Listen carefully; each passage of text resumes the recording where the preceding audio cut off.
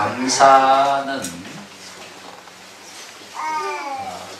하나님의 축복의 저장 창고에서 하나님이 우리를 위해서 예비해 놓으신 축복과 은혜의 큰 저장 창고에서 우리가 필요한 것들을 가지고 올 수 있는 방법이고 통로가 되는 것입니다. 하나님의 축복의 저장 창고에는 우리가 필요한 게 다 있습니다. 그걸 가져오는 통로는 감사밖에 없어요. 그 감사를 통해서 하나님의 축복의 저장 창고에 있는 것을 내것으로 사용할 수 있는 거죠. 감사가 없다면 하나님이 아무리 많은 것을 준비해 놓으셨다고 해도 그것은 나랑 아무 상관이 없다고 할 수 있습니다. 그러니까 감사하는 삶이 복이 되는 이유가 거기에 있는 것입니다. 이 성경은 우리에게 감사를 명령하고 있는 거죠. 범사에 감사하라.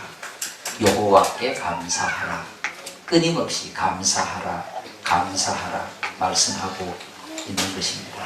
우리의 삶 속에 감사가 주도적인 역할을 한다면 결국 그 주도적인 감사로 통해서 우리는 기대할 수 없는 많은 하나님의 은혜들을 누리게 되고 하나님의 축복의 창고에 있는 것들을 가지고 와서 사용할 수 있다 할 수 있습니다. 감사는 신앙생활의 방식입니다. 신앙생활이 감사로 이루어지느냐 감사가 없느냐 그 차이라고 하는 거죠.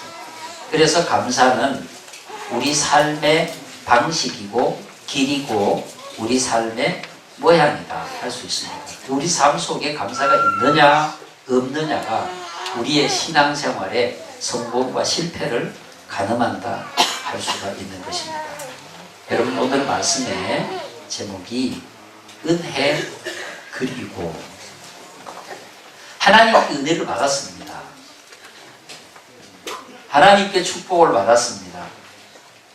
하나님께서 우리에게 많은 자비하심과 긍휼하심과 축복하심으로 우리를 인도해 주셨습니다. 그리고 하나님이 주신 것에 대해서 하나님이 베풀어 주신 것에 대해서 그리고 나는 어떻게 해야 할 것인가? 무엇을 해야 할 것인가? 어떻게 살아야 할 것인가? 은혜, 축복, 그리고 나는 어떻게 해야 될까요? 하나님이 은혜 주셨어요. 하나님의 긍휼하심이 있어요. 하나님의 축복하심이 있어요. 그리고 나는 감사하고 하나님께 영광을 돌리고 그 감사를 통해서 새로운 하나님의 은혜를 생산해 가는 겁니다. 감사가 감사로 끝나는 것이 아니라 그 감사는 새로운 하나님의 은혜를 생산해 나간다라고 할 수 있습니다. 끊임없이 우리의 삶이 생산적이고 발전적이고 더 많은 하나님의 은혜가 넘치도록 되어지려고 하면 결국 그것은 더 많이 기도하는 것보다 더 중요한 것이 우리의 입술로 하나님의 은혜를 감사하는 것이다 라고 할 수 있습니다. 할렐루야. 오늘 본문 잘 아시죠? 예수님이 예루살렘으로 가실 때 사마리아와 갈릴리 사이로 지나가셨다. 그리고 한 마을에 들어가셨더니 나병 환자 10명이 예수를 만났다. 한 마을에 갔는데 이 마을의 이름이 구체적으로 거명되지는 않아요. 어떤 마을이라고. 아마도 나병 환자들이 모여 사는 마을이 아닐까. 예수님께서 그 마을에 들어가셨다면 왜 들어가셨겠습니까? 나병 환자들을 만나러 들어가신 거죠. 그들을 고쳐주시기 위해서 들어가신 거죠. 그리고 거기에 들어가셔서 오늘 본문에 있는 대로 나병 환자 10명이 예수를 만났어요.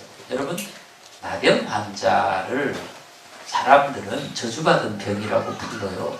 그 이유는 그 병이 고칠 수 없는 병이기 때문이 아니라 다른 모든 병은 전염성이 있어도 나병 환자처럼 격리하지는 않습니다. 우리 몸에 발생되는 많은 병들은 가족과 함께 할 수 있는 질병입니다. 가족과 함께 있으면서 투병 생활을 하고 간호를 받고 그럴 수 있어요. 그런데 나병에 걸리는 순간 아무리 사랑하는 가족이라도, 아무리 사랑하는 자식이라도, 아무리 사랑하는 부모라도 격리해요. 떨어져 지낼 수밖에 없어요. 가장 큰 절망이에요. 인생의 가장 큰 절망, 병이 들어서 죽는다는 것보다 더 큰 절망이 나병이라는 거예요. 그들 10명이 예수를 만났는데 오늘 여기 말씀해 보면 여러분, 예수를 만나니 멀리 서서 가까이 오지도 못했어요. 그들 스스로 예수에게로 가까이 가고 싶지만 가까이 가서는 안 된다고 생각한 겁니다. 왜? 가까이 가면 내가 가지고 있는 질병이 그들에게 옮겨갈 수 있기 때문에 가까이 가지도 못하고 멀리 서서 예수를 향해서 예수 선생님이 우리를 불쌍히 여기소서 고쳐달라고 예수님께 요청을 합니다. 이 진행 과정을 보면 이 나병 환자들에게 믿음이 있었다고 추측할 수 있어요. 예수에게 고쳐달라고 소리질러 기도하고 외칩니다. 그리고 예수님께서 그들에게 명령을 합니다. 가서 제사장들에게 너희 몸을 보이라 하셨더니 그들이 가다가 예수님의 말씀에 순종합니다. 예수님의 말씀에 순종하면 기적을 경험할 수 있다는 걸 그들이 압니다. 그렇지 않았으면 왜 갔겠습니까? 예수님께서 직접 안수해 주시고 고쳐주시든지 그렇게 해야지. 제사장들에게 가서 몸을 보이라. 나병 환자가 고침을 받았다 받지 못했다라고 하는 것을 최종적으로 판단할 수 있는 자격을 가지고 있는 제사장들에게 가서 몸을 보이라는 말은 너희들이 몸을 보이면 고침을 받았다고 판단을 받게 될 것이다 라고 하는 그런 말씀이 이 말씀 속에 담겨 있는 거예요. 그래서 예수님의 말씀대로 제사장들에게 가다가 나왔습니다. 말씀에 순종해서 기적의 주인공이 된 거죠. 자, 여기까지 10명은 함께 경험했어요. 나병 환자 10명이 함께 경험합니다. 우리가 하나님께 모든 성도들이 함께 예배하며 은혜를 체험하고 기적을 경험하고 여기까지 함께 갈 수 있어요. 함께 세례를 받을 수 있고 함께 교사가 될 수 있고 함께 성가대를 할 수 있어요. 그런데 거기서부터 달라요. 나병 환자 10명이 예수님께 고쳐달라고 소리치고 예수님의 말씀대로 제자들에게 가다가 자기 몸이 낫는 기적을 경험하는 거예요. 그런데 여러분, 10명이 그런 경험을 했는데 그 중에 한 사람이 예수께로 돌아옵니다. 여러분, 오늘 본문에 보면 이렇게 기록하고 있어요. 자, 15절과 16절 함께 읽어보겠습니다. 그 중에 한 사람이 자기가 나은 것을 보고 큰 소리로 하나님께 영광을 돌리며 돌아와 예수의 발 앞에 엎드려 감사하니 그는 사마리아 사람이라. 아멘. 나병 환자 10명이 구체적으로 출신이 어딘지 정확히 몰라요. 그런데 그 10명이 기적을 체험하고 자기 몸이 고침을 받고 난 다음에 하나님께 영광을 돌리고 돌아와서 예수의 발 앞에 엎드려 감사했지. 감사했다는 말은 살해했다 이 말입니다. 그래서 예수님께 찾아와서 예수님 감사합니다 이렇게 했다는 게 아니고 뭔가를 가지고 와서 예수님께 살해했다, 감사했다는 말의 뜻이 살해했다 이 뜻이에요. 한 사람이 찾아와서 감사하고 한 사람과 나머지 9명이 나누어 줬어요. 기적을 경험한 것은 똑같습니다. 10명이 경험을 했는데 9명의 나병 환자의 고침을 받은 기적에는 예수님이 계시지 않은 거예요. 하나님께 영광을 돌리는 사건이 없는 거예요. 똑같이 기적을 경험했는데 9명에는 예수님도 계시지 않고 하나님께 영광을 돌리는 행위도 없어요. 하나님께 영광을 돌리고 예수님을 찾아와서 감사를 표시한 사람은 그 10명 중에 한 사람밖에 없어요. 자, 그럼 여러분, 오늘 우리는 하나님의 은혜를 받고 살아요. 날마다. 여러분들 가정에 하나님의 축복이 있고, 그죠? 하나님 은혜 속에 살아요. 은혜 받았어요. 축복을 받았어요. 기적을 경험했어요. 그리고 뭡니까? 여기에 우리는 오늘 답을 해야 합니다. 10명이 고침을 받고 기적의 주인공이 된 겁니다. 절대로 고칠 수 없는 나병으로부터 고침을 받았어요. 10사람이. 그런데 그 중에 9명에게는 예수가 없었어요. 하나님께 영광을 돌리는 게 없었어요. 한 사람. 여러분, 감사는 순서가 있습니다. 아주 중요한 얘기예요. 감사는 뭐가 있다고요? 순서가 있어요. 여러분, 자, 생각해 봅시다. 10명이 고침을 받았습니다. 그럼 그 10명이 고침을 받고 한 사람이 예수에게로 돌아와서 하나님께 영광을 돌리고 감사했다고 그랬는데 9명은 어디로 갔을까요? 갈 곳이 너무 많았겠죠.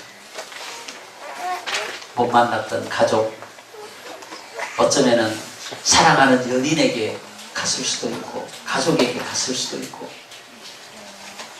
인생의 끝이라고 생각했던 그 질병이 고침받았으니까 얼마나 기쁘고 감동적이었겠어요. 근데 그들은 순서를 잊어버린 거예요. 이들이 가장 먼저 감사해야 될, 이들이 가장 먼저 만나야 될 분은 예수 그리스도이십니다. 하나님께 영광을 돌리는 겁니다. 여러분, 이 땅에 살면서 여러분들이 하나님께로부터 큰 은혜를 경험하게 됐어요. 기적을 체험했을 때, 하나님을 만났을 때 우리의 감사의 첫째 단계는 하나님입니다. 예수 그리스도입니다. 그걸 여러분들이 기억하셔야 돼요. 나머지 9명들도 내가 나중에 며칠 뒤에 예수님 찾아가서 고맙다고 해야지, 감사드려야지, 그랬을 수도 있어요. 예수님의 제자들도 9은 어디 갔냐? 예수님께서 이렇게 질문하실 때, 아이고 선생님, 설교도 급하신데 좀 기다려보세요, 오겠지요. 설마 이렇게 얘기를 했을 수도 있어요. 근데 여러분, 우리의 감사는 순서가 있어요. 첫째가 하나님입니다. 그 순서를 잊지 마셔야 돼요. 1년 동안 기도하던 자식이 대학에 입학을 했어요. 기분 좋다고 구역 식구들한테 한턱 내고, 이거 먼저가 아니에요. 먼저는 하나님께 감사하는 거예요. 이 순서를 뒤바꾸면 안 돼요, 여러분. 우리는 그 순서를 많이 뒤바꿔요. 나에게 생명을 주시고 구원을 주시고 예수를 만나게 하시고 하나님의 자녀가 되게 하시고 기적의 주인공이 되게 하시고 그 하나님 앞에 우리의 기적과 감사와 축복을 먼저 올려드리고, 아홉은 어디 있느냐라고 하는 이 질문 속에 그런 의미가 담겨 있다는 것을 여러분 꼭 기억하셔야 됩니다. 하나님의 은혜 속에 우리가 살고 있어요. 우리에게 하나님의 은혜가 너무 많아요. 하나님의 축복이 너무 많이 쌓여 있어요. 그리고 나는 뭐냐 이 말이에요. 하나님의 은혜를 받고 살아가면, 하나님의 축복이 나에게 쌓여 있으면 나는 당연히 감사해야 되죠. 그리고 감사해야 되고, 그리고 은혜를 나누어야 되고, 그리고 섬기고 살아야 되고, 그리고 생산적인 삶이 되어야 하고, 할렐루야. 굉장히 중요한 거죠. 여러분, 우리는 날마다 하나님의 은혜를 구합니다. 그죠? 하나님 축복해 주시옵소서, 은혜 주시옵소서 구합니다. 그리고 그 다음은 뭐냐 이거예요. 내가 해야 될 하나님이 주신 은혜, 하나님이 주신 축복, 하나님이 주신 우리 삶의 풍성한 은혜 가운데 있는데, 그리고 나는 감사하고 은혜를 나누고 섬기고 봉사하고 이 삶으로 나아가야 된다는 거. 나아가야. 여러분, 그것이 삶이라고 할 수 있습니다. 예수님이 하신 말씀이 뭡니까? 섬겨라, 나누어라, 대접해라, 사랑해라. 이게 예수님 명령이잖아요. 우리가 받은 은혜, 우리가 받은 축복, 우리가 받은 하나님의 거룩한 역사를 나만 간직하고 나만 누릴 것이 아니라 그것을 함께 나누는, 실천하는 삶으로 나아가야 된다는 것이요. 그게 진정한 의미의 감사라고 할 수 있습니다. 감사는 말로만이 아니고 감사는 살해하는 것.